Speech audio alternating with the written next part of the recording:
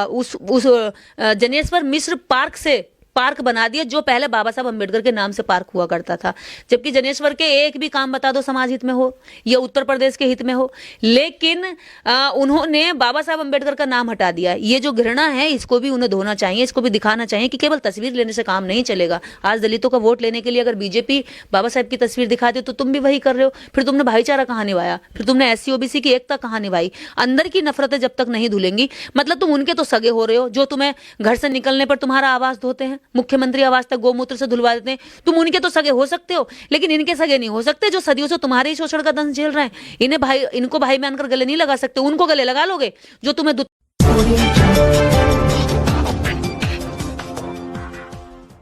देखिए, नीतियों का विरोध करना अलग चीज है, लेकिन अपने नेता का अपमान और सम्मान देखना अलग चीज है। अगर बहन जी की नीतियों का अगर हम लोग विरोध करते तो इसका मतलब ये नहीं है कि रामगोपाल यादव जी को बहन जी की बेइज्जती करने का हक दे दिया है। बहन जी की इज्जत पर अगर बात आएगी तो सारा समाज फिर इनके खिलाफ भी बात करेगा, इनसे माफी मंगवाने का भी जानता है। क्योंकि पहले भी ऐसा कई बार ये नीयत दिखाई देती है इनकी, एक तरह से इन्हें वोट तो चाहिए दलितों का, लेकिन दलितों की नेता की जब तुम इज्जत नहीं कर रहे, जब तुम्हारे नजर में जैसे सामंतियों की नजर में इज्जत है, मनुवादियों की नजर में इज्जत है कि वो तो एक घास काटने वाली समाज की लड़की है जो आज मुख्यमंत्री बन गई, तो ऐसे कैसे चलेगा। अरे बहुसंख्यक समाज का मतलब SC OBC ST और अल्पसंख्यक लोग हैं, ना कि केवल यादव हैं। अगर तुम बात करते हो तुम यादव बलिष्ठ हो, ऊंचे हो, बड़े हो, तो क्या अकेले यादव से पार्टी बन जाएगी। यादव वोट आपका उत्तर प्रदेश में और बाकी पूरे देश में, लेकिन बहन जी का वोटर पूरे देश में है। तो आप अगर गठबंधन में जाने की बात रख रहे हैं और गठबंधन को बनाए रखना चाहते हैं तो बहन जी की इज्जत करनी पड़ेगी। बहन जी को आप ऐसे इग्नोर नहीं कर सकते। और लगता है राहुल गांधी जी को या कांग्रेस को यह लगता है कि सपा उन्हें ज्यादा फायदा दिला सकते 2024 के चुनाव में, तो वो सपा को रख लें, लेकिन बहन जी को ना रख के वो एक बहुत बड़ी भूल करेंगे, गलती करेंगे। बीजेपी फिर से आएगी और कांग्रेस का अब की बार बिल्कुल सुपड़ा साफ कर देगी। ये बहुत बड़ा पाप किया है सपा ने, इसकी माफी मांगनी चाहिए जितना जल्दी हो सके। और दूसरी बात यह है कि जनेश्वर मिश्र ट्रस्ट बना दिया जहां पर उस जनेश्वर मिश्र पार्क बना दिया जो पहले बाबा साहब अम्बेडकर के नाम से पार्क हुआ करता था। जबकि जनेश्वर के एक भी काम बता दो समाज हित में हो या उत्तर प्रदेश के हित में हो, लेकिन उन्होंने बाबा साहब अम्बेडकर का नाम हटा दिया। ये जो घृणा है इसको भी उन्हें धोना चाहिए, इसको भी दिखाना चाहिए कि केवल तस्वीर लेने से काम नहीं चलेगा। आज दलितों का वोट लेने के लिए अगर बीजेपी बाबा साहब की तस्वीर दिखाती तो तुम भी वही कर रहे हो। फिर तुमने भाईचारा कहाँ निभाया, फिर तुमने SC OBC की एकता कहाँ निभाई। अंदर की नफरतें जब तक नहीं धुलेंगी, मतलब तुम उनके तो सगे हो रहे हो जो तुम्हें घर से निकलने पर तुम्हारा आवाज धोते हैं, मुख्यमंत्री आवास तक गोमूत्र से धुलवा देते हैं। तुम उनके तो सगे हो सकते हो, लेकिन इनके सगे नहीं हो सकते जो सदियों से तुम्हारे ही शोषण का दंश झेल रहे हैं। इनको भाई मानकर गले नहीं लगा सकते, उनको गले लगा लोगे जो तुम्हें दुत्कारते, जो तुम्हें शूद्र कहते हैं, जो तुम्हें नाली का गंदा पानी के समान मानते हैं। अगर सपा ये सोचती है कि हम इतने गलत काम करके फिर से हम वही कर देंगे, तो अब दलित जागरूक है, वो अपनी जगह बनाना भी जानता है, तुम्हें जगाना भी जानता है। जब वो तुम्हें जगाने के लिए सारे महापुरुषों को पढ़ सकता है, सारे महापुरुषों का प्रचार प्रसार कर सकता है, तो फिर तुम्हें सही रास्ते पर लाने के लिए थोड़ा टाइट भी तो हो सकता है, तुम्हें सबक भी सिखा सकता है कि ठीक है भी जब तुम हमारे साथ नहीं तो हम भी तुम्हारे साथ वोट के लिए नहीं है। जो समाजवादी पार्टी के नेता हैं वो ये कह रहे हैं कि यदि बहन जी गठबंधन में आती हैं तो हम गठबंधन का हिस्सा नहीं होंगे। तो ये उनकी एक मूर्खता भरा जवाब है। ये एकदम से इनोसेंट बच्चे की तरह जवाब दे रहे हैं, क्योंकि अगर बहन जी नहीं आती हैं तो इंडिया गठबंधन का कोई महत्व ही नहीं रहेगा। इंडिया गठबंधन बीजेपी को शनाख्त दे ही नहीं सकता, टक्कर दे ही नहीं सकता किसी भी हालत में। क्योंकि इंटरनेशनल अगर हम बात करें किसी दलित नेता की, तो उसकी जो कहते हैं ना आयरन लेडी की छवि बहन कुमारी मायावती जी की है, ना कि यहाँ पर किसी और अन्य नेता की। और अन्य नेता सांसद हो सकता है, पार्षद हो सकता है, या फिर अपने किसी भी अलग अलग क्षेत्र का नेता हो सकता है, लेकिन पूरे देश भर में अगर दलितों की नजर में कोई नेता है और सम्मानित है तो वो बहन जी हैं। बहन जी का नाम पहले आता है। और अगर बहन जी को इंडिया गठबंधन में लिया जाता तभी बीजेपी को टक्कर दे सकते हैं, वरना तो इंडिया गठबंधन का कोई महत्व नहीं। उधर ममता बनर्जी वो कह रही हैं कि दीदी कह रही हैं कि भैया हम तो जो है पश्चिम बंगाल किसी के साथ नहीं करेंगे गठबंधन, और बाकी में मतलब कहीं पे तो टेढ़ी निगाहें, कहीं पे दोस्ती, कहीं पे दुश्मनी। ऐसे थोड़ी चलता है। अगर तुम ये इंडिया गठबंधन के अंदर जितनी भी पार्टियां गई हैं सबके अंदर जिद ये है कि हमें प्रधानमंत्री घोषित करें।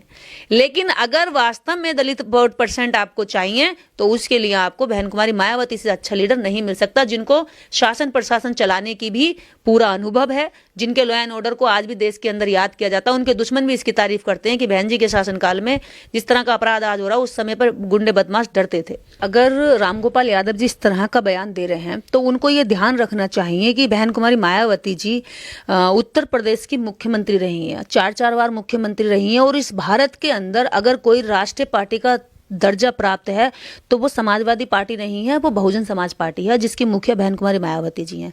तीसरे स्तर की राष्ट्रीय स्तर की पार्टी है। तो ऐसे बयान देने से बचना चाहिए, और बहन जी ने भी बहुत उसके बाद में अच्छा बयान दिया कि राजनीति में कभी इस तरह की टिक्का टिप्पणी से बचना चाहिए, क्योंकि कुछ पता नहीं होता, आपको हमारी जरूरत पड़ता है और हमें आपकी जरूरत पड़ता है। वास्तव में एक मैच्योर नेता का यही बयान होना चाहिए, क्योंकि अगर आप एक दूसरे को नीचा अगर इस लेवल का दिखा रहे हैं तो भविष्य में आपको मुलाकात भी हो सकती है। इस तरह का बयान रखिए कि आपकी और सामने वाले की गरिमा बनी रहे, ताकि दोबारा अगर मिलो तो नजरें मिला सको। तो रामगोपाल यादव जी को अपने शर्मिंदगी बयान से माफी मांगनी चाहिए, क्योंकि अगर वो ये सोच रहे हैं कि आज दलित समाज बहन जी के जो नीतियां हैं उसका विरोध कर रहा है, तो उन्हें ये लगता है कि दलित उनकी तरफ चला जाएगा, ये उनकी गलतफहमी है। बहन जी पर आरोप लगाते हैं कोई भी लोग कि बहन जी बी टीम में बीजेपी की, लेकिन आजकल जो फोटो वायरल हो रहे हैं समाजवादियों को नड्डा के साथ में या योगी जी के साथ में, या उनकी बहुओं की फोटो जो वायरल होती हैं, वो चाय पीते हैं। अब खुद मुलायम सिंह ने भी 2019 में कह दिया था कि मोदी जी प्रधानमंत्री बनने चाहिए एक बार और देश के। देखिए, इस देश के अंदर अगर बहुजनों का कोई उद्धार कर सकता, बहुसंख्यकों को उद्धार कर सकता, तो बहुजन समाज पार्टी है, जिसने उत्तर प्रदेश का राज चला करके ये साबित कर दिया कि जब वो देश का सबसे बड़ा जो प्रदेश है, उस प्रदेश को जब वो बेहतर ढंग से चला सकती हैं, जिस प्रदेश की कोई मतलब केवल भीड़ और बेरोजगारी के नाम पे गिनती हो सकती थी, उस प्रदेश की गिनती बहन कुमारी मायावती जी ने स्मार्ट सिटी नोएडा बना कर दिया। उसमें बालिका इंटर कॉलेज, बालक इंटर कॉलेज अलग अलग खोल के दिए, गौतम बुद्ध यूनिवर्सिटी खोल के दी, यमुना एक्सप्रेस वे बना कर दिया, जिसका सपना खोल भी नहीं सोच सकते थे। तो ऐसी चौड़ी चौड़ी सड़कों के तो बारे में अन्य पार्टियों ने कभी सोचा भी नहीं था। जो बहन जी लेकर आई थी उत्तर प्रदेश में, हाईवे बहन जी लेकर आई, तो ऐसी सोच रखने मनरेस लेकर आई, और क्या ऐसी सोच रखने वाला अगर कोई लीडर है इस देश के अंदर, और इतने आगे आने वाले 100 साल के लिए, आने वाले 100 साल की सोच है, जिसको बहन जी इस प्लान को लेकर, और जेवर एयरपोर्ट का प्लान भी बहन कुमारी मायावती जी लेकर आई, तो ऐसे प्लान लाने वाली लीडर को पूरे देश का प्रधानमंत्री बनना चाहिए, पूरे देश पर राज करना चाहिए, ताकि वो अपने शासन में अपनी जनता के लिए काम करें, ना कि किसी पर्टिकुलर धर्म के लिए काम करें। जैसे आज हमारे प्रधानमंत्री जी मंदिर मंदिर जाकर लेटा लिटी कर रहे हैं, मंदिरों में जाकर के नाक रगड़ देते हैं, वो प्रधानमंत्री पद की कोई गरिमा ही नहीं रखते, जाकर अनपढ़ पुजारियों के आगे लेट जाते हैं। अरे भाई, आप हमारे प्रधानमंत्री हैं, आप किसी के भी आके पैरों में जाके लेटेंगे तो इससे सम्मान गिरता है। तो ये सब नहीं करना चाहिए। और बहन कुमारी मायावती जी ने अपने शासनकाल में किसी भी एक धर्म के किसी भी उसमें जाकर के उन्होंने ये बढ़ावा नहीं दिया कि मैं इस धर्म की लीडर हूं। उन्होंने धर्मनिरपेक्ष और संविधान की अगर शपथ लेकर मुख्यमंत्री बनी तो संविधान के दायरे में रहकर सारे काम किए। यहां पर गुंडे बदमाशों को उस समय दहशत होती थी हाथ लगाते हुए। यहां जो लाइन में खड़ा सबसे पीछे वाला व्यक्ति था, जिसको दलित कहा गया, अछूत कहा गया, उसको भी हाथ लगाते हुए अपराधी डरते थे। ये सोचते थे कि भाई अगर इसको हाथ लगाया तो कार्रवाई हो जाएगी। आज ऐसा क्यों नहीं? आज जगह जगह क्यों मारने की, क्यों मनीषा वाल्मीकि, क्यों उन्नाव वाले कांड, क्यों ऐसे ऐसे हो रहे हैं? अगर इस तरह के शासन को जनता को लगता है कि इस तरह का शासन सही है, उनकी बहन बेटियां सुरक्षित नहीं है, अगर उन्हें लगता है कि उन्हें रोजगार नहीं चाहिए, महंगाई उनको बार बार चाहिए, तो ठीक है, आप जो चाहें वो करिए। लेकिन अगर देश के अंदर अच्छा शासन चाहिए, अगर सुशासन चाहिए, शिक्षा चाहिए, बहन जी ने शिक्षा के क्षेत्र में भी काम किया है। अगर आपको अच्छे हाईवे चाहिए, अच्छी सड़कें चाहिए, उस पर भी बहन जी ने काम किया। यदि आपको रोजगार चाहिए तो उस पर भी बहन जी ने काम किया है। जो दलितों को कभी ठेकेदारों में जगह नहीं मिलती थी, ठेकेदारी के लिए उन्होंने खोला। और जो सफाई कर्मियों के लिए जो लोग कहते थे कि केवल एक ही विशेष, सभी के लिए रास्ता खोल दे, जिसको करना जाकर करो।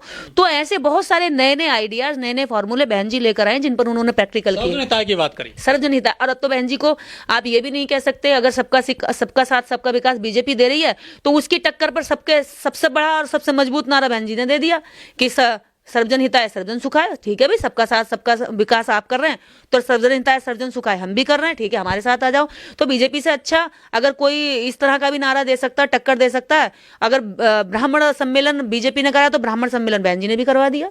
अगर वो मंच पर भाला लेके त्रिशूल लेकर जाते तो बहन जी ने भी ले लिया। क्या दिक्कत है? तो उन 3% के लिए भी उन्होंने दिखा दिया कि भाई हम तुम्हारे भी साथ हैं।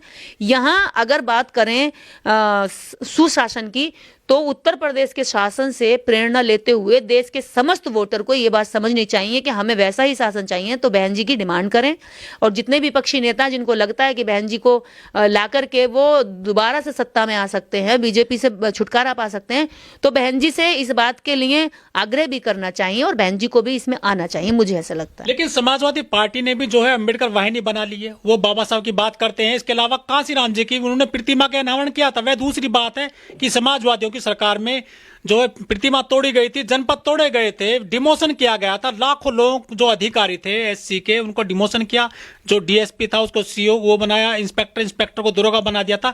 तो ये जो कड़वाहट है दलितों में, वो कैसे दूर होगी समाजवादी पार्टी को लेकर? देखिए, जो प्रमोशन में डिमोशन का जो काम हुआ है आज तक उसका दर्द नहीं गया है, क्योंकि एक अधिकारी को अपना उसी के दफ्तर में जूनियर बनाकर अपने जूनियर के लिए काम करना पड़ रहा था। ये इसके लिए अधिकारी वर्ग से अभी तक ये दर्द नहीं निकला है। यानी बाबा साहब डॉक्टर अंबेडकर जिन्होंने जो ओबीसी का जो रिजर्वेशन था, जब बाद में मंडल आयोग बना, उसके पहले बाबा साहब डॉक्टर अंबेडकर ने जब इसके लिए कानून बनाने की बात करी, ओबीसी के रिजर्वेशन की बात करी और ये पारित नहीं हो पाया, तो बाबा साहब डॉक्टर अंबेडकर ने इस्तीफा दिया था दुखी होकर, जिसमें दो कारण थे, पहला हिंदू कोड बिल और दूसरा ओबीसी रिजर्वेशन। तो इसके लिए बाबा साहब डॉक्टर अंबेडकर तुम्हारे लिए कुर्बानी दिए, लड़े। तुम्हारे लिए ब्राह्मण एक छोटा सा मंदिर छोड़ने को तैयार न हो, बाबा साहब ने मंत्री पद छोड़ दिया, तो तुम उन पंडित पुजारियों के तो यहाँ पर टीका लगा करके वफादार बन रहे हो, लेकिन उस व्यक्ति से नफरत कर रहे हो जिसने तुम्हारा जीवन को उद्धार कर दिया। अगर आज तुम नौकरियों में हो और सत्ता में हो, सत्ता में आने के सपने भी देख रहे हो, तो इसके पीछे भी संविधान है, वो मनु सिस्टम नहीं है जिसके तुम गुलाम बने हुए हो। और इसी से पता चलता है यदि ओबीसी इस तरह का मानसिक गुलाम बना रहेगा तो एससी उसको कैसे बड़ा भाई मान के गले लगाएगा भाई। और बहुसंख्यक में जब आप आपस में ही इतनी नफरतों के साथ रहेंगे तो ऐसा नहीं है। पूरे देश के अंदर अगर दलित और मुस्लिम किसी के साथ दोबारा से जुड़ सकता है कांग्रेस के बाद में, तो बहन कुमारी मायावती जी हैं, जो बसपा से जुड़ करके इस देश के अंदर इस समय चल रही संविधान विरोधी बीजेपी को टक्कर दे सकती है।